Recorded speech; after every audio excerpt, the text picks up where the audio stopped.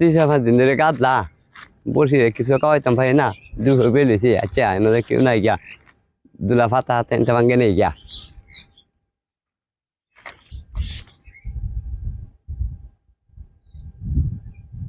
ভাঙ্গে না কেন লাগিয়া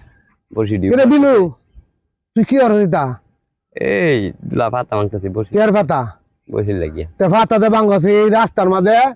চেয়ারম্যান মেম্বার কত কষ্ট হইয়া গ্রামের থেকে বাস টাস তুললে সুন্দর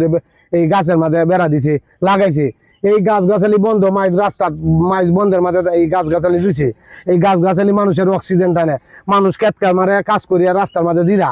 এই গাছ রুইলে পরে খুব সুন্দর শ্যামাতা হয় মানুষের অক্সিজেন পা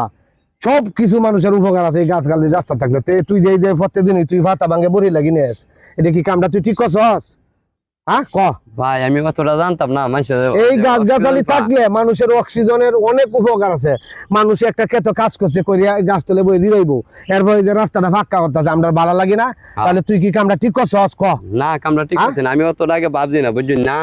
মানে ওখান থেকে আমি নিজে চেষ্টা করবাম মানুষের বুঝাইয়াম যাতে ফাতা হাতা কেউ না ভাঙে মানে যে রাস্তাখানি দেন যাতে মানুষের বই দিলাই তারা মানুষের একটা অক্সিজেন পায় যায় তাহলে তোর ভুলটা কি তুই বুঝতে পারছস তাহলে তুই যদি বুঝতে পারস তুই নিজে এই কাম করিস না